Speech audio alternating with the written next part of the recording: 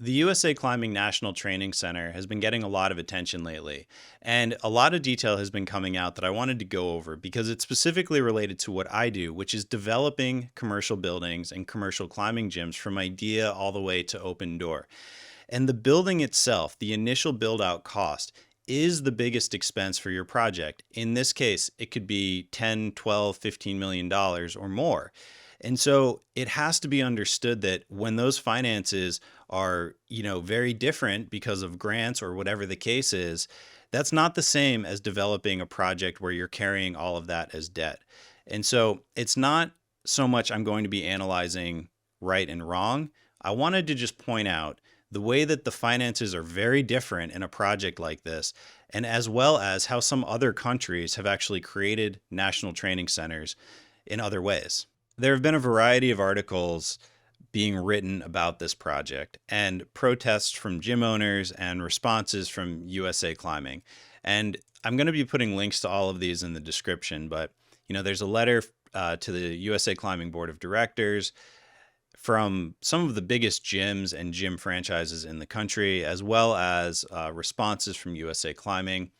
And I'm going to be looking at it from a little bit of a different perspective, which is the one that I look at every day. And it's really on development and the finances of all this. And I think those facts are important because it really does change the game in a significant way, depending on what the relationship is and where the money's coming from. And so the Salt Lake Redevelopment Agency, is close to sealing a deal with a national nonprofit. And so they're referring to USA Climbing as a nonprofit, but then immediately they're also talking about how USA Climbing is going to be running this 45 to 65,000 square foot gym, which is a huge gym, as a for-profit facility. And they're giving them a 99-year lease with a 50-year option, which is a really big lease. That is like what a federal building or like a government building will get for a lease. And I'm going to talk about why that's important, because really this is much more like a government project than a for-profit LLC. And I think that is, I see that as I'll call it a discrepancy compared to what is normally handled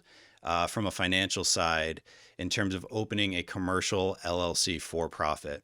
So USA Climbing is a nonprofit, and regardless of their function, that's not what I'm here to talk about, or their ability to do that job. I'm here to talk about this building as development, as a development project, again, as somebody who does this work. And there have been really favorable terms, I'll say, because the redevelopment authority already spent almost $1 million to stabilize the building, quote, after the March 2020 earthquake, one of the buildings.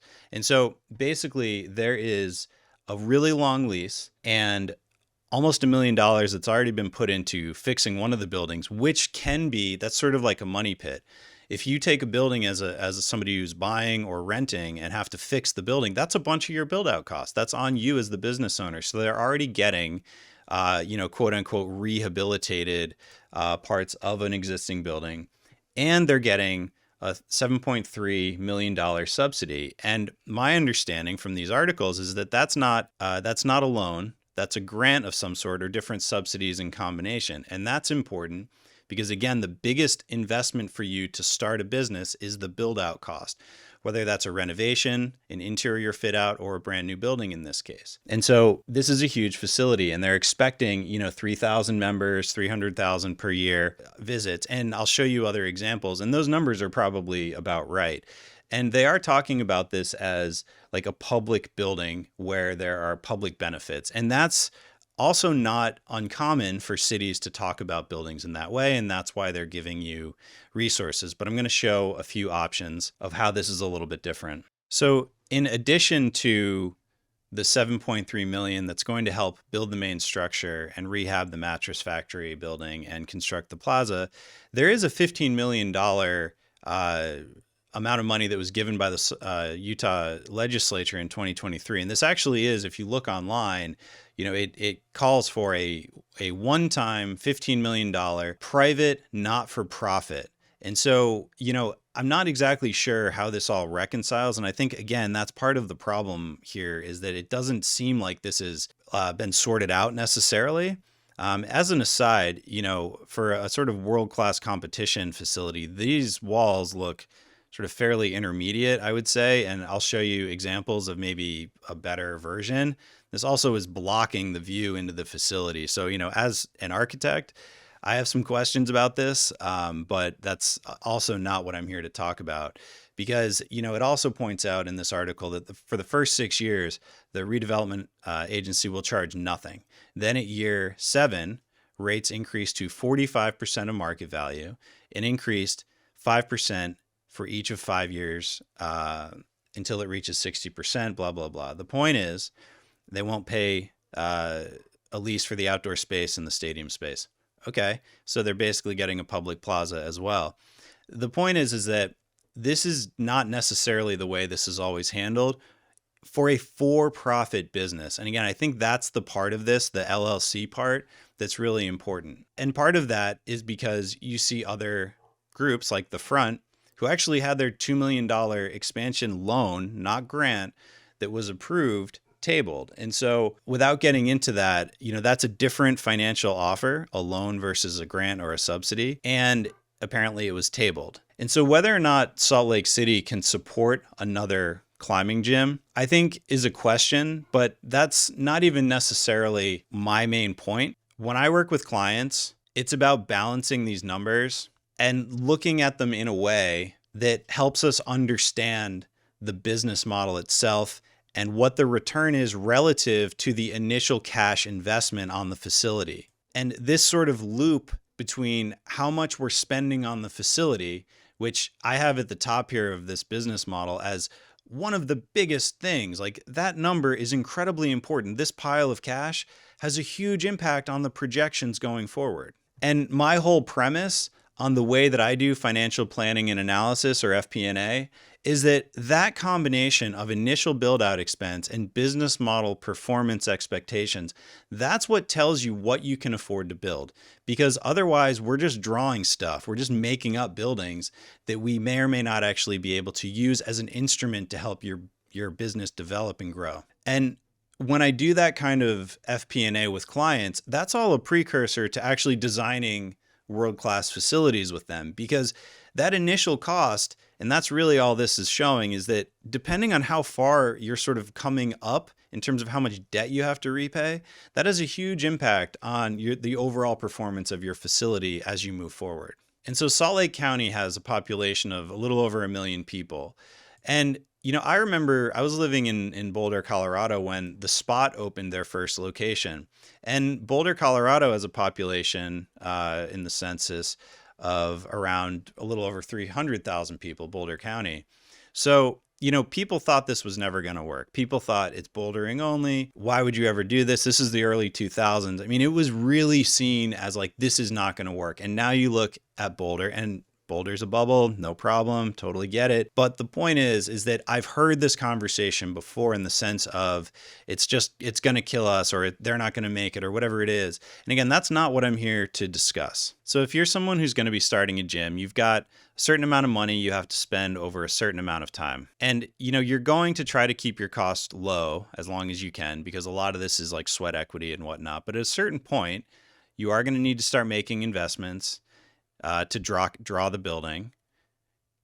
You're going to need to start building the thing, which is going to cost you like, say, 10x of your soft costs. So like just using round numbers. So if this is 10% of your build out and this is 100%, then this might be 10x your soft cost, just to use really round numbers. And, so you're already up pretty high. And then over time, you have your sort of operation and maintenance and lease.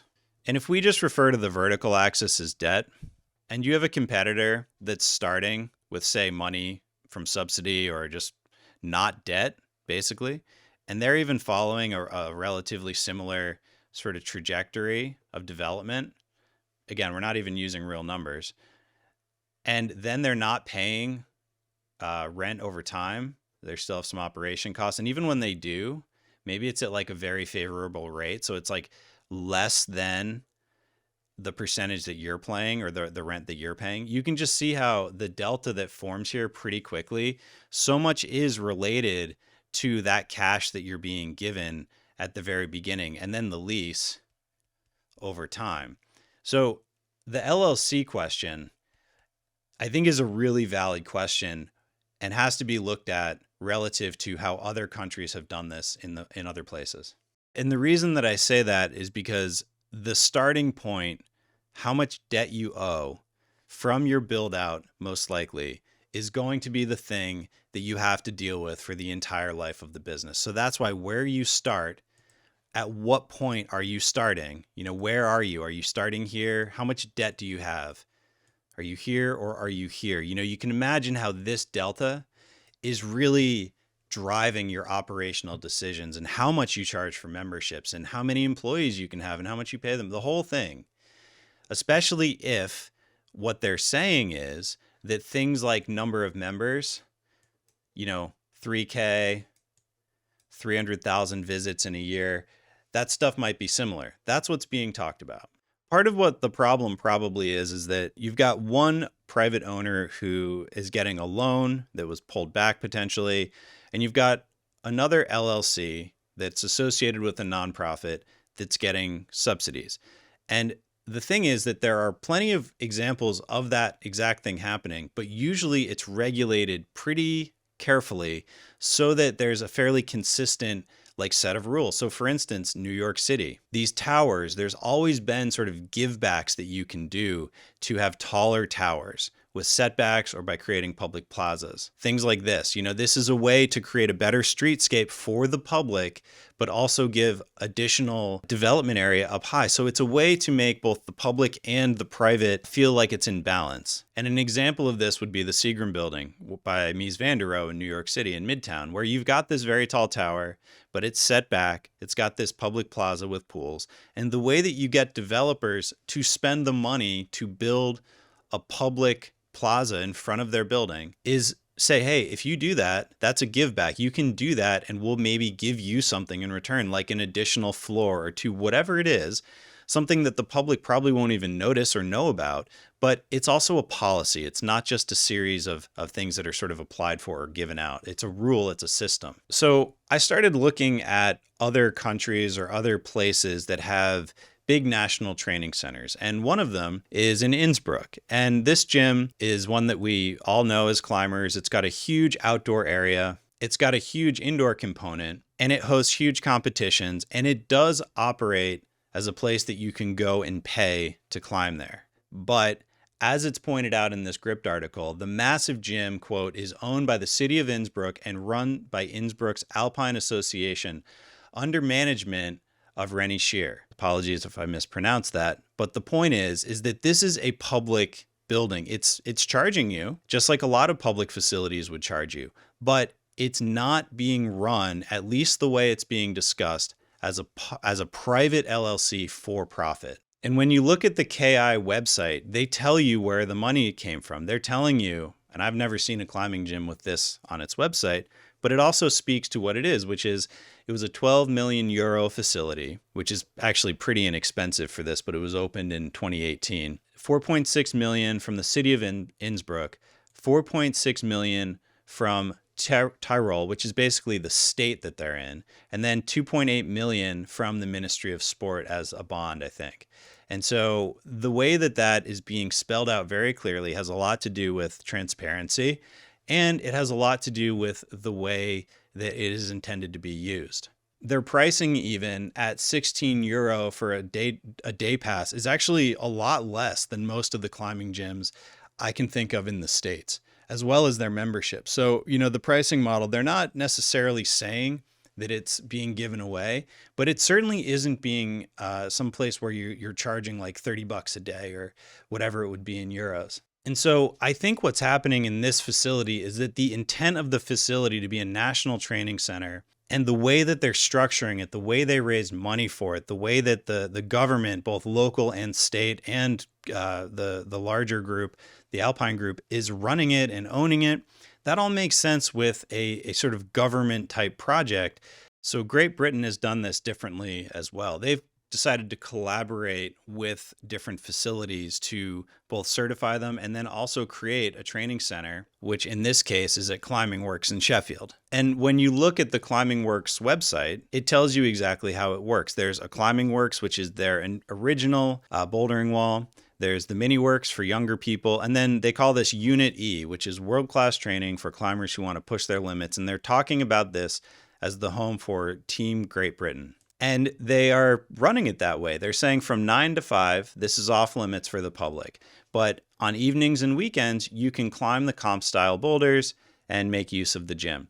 And so they are giving a dedicated area, but they're also opening it up in different times of the day and over the weekends. But the point is that they're providing a training center, which is not Innsbruck in Austria. It's not what is being proposed, but it seems to be done in a way that integrates into an existing business, private business, but in a way that isn't directly competing with it. And I've hinted a few times at the question of LLC versus nonprofit, and that's a little bit of a tricky one because the NFL, of all things, was a nonprofit until 2015, and they're doing so much business that, and even the PGA Tour, the people who run the golf tournaments, they have a Norman Foster headquarters, and they have a very expensive building for running their nonprofit.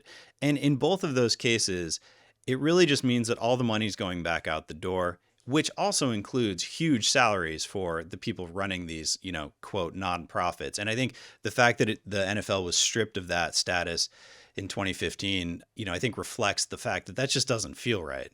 So what does this all mean? I think the question of, are you really going to be opening up a massive top tier climbing facility in a market that already has a bunch of people who've been supporting USA Climbing for decades? It just, no wonder people are upset.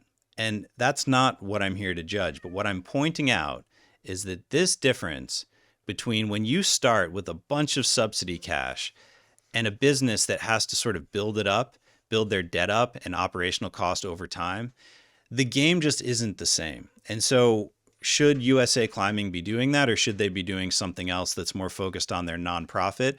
They still could be building a facility like this and getting all these subsidies. It just seems like as soon as the private LLC part is involved, it just doesn't seem like the playing field is the same. And that's just me speaking as someone who develops projects and has to balance the finance of starting a business and building it out versus operational cost and profitability in the long run. And really, honestly, it comes down to survivability. Because if you spend too much up front, that's the fastest way to slow your growth or maybe even not make it in the long run. That's the anchor that keeps your business from performing, is having all of this debt to pay back. And it's like that in a lot of areas of life, but I can tell you, just running the numbers all the time with people developing businesses, that's the case. So I'm not sitting here trying to judge right and wrong or really what the right thing is to do, because this kind of thing happens all over the world every day. Usually, though, it's handled in a way that's a little more regulated, or, hey, here's a tax break.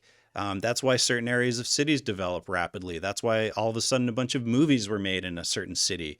Usually it has to do with some sort of incentive that the government is giving out to a bunch of people, or an opportunity for a bunch of people, or something that's regulated through something like zoning or whatever it is, where it's a little bit more predictable and it's maybe more equally accessible to a variety of people. And I think that what we're seeing here is that, in a market that has a bunch of competition, the fundamental question of, is this a for-profit LLC or is it a nonprofit for a national training center that I think we all agree we would love to have? I think that's really the question. And so hopefully this was helpful, just trying to just point out a few different things. And if it is, please feel free to make a comment. I'll reply and read them. And thank you very much.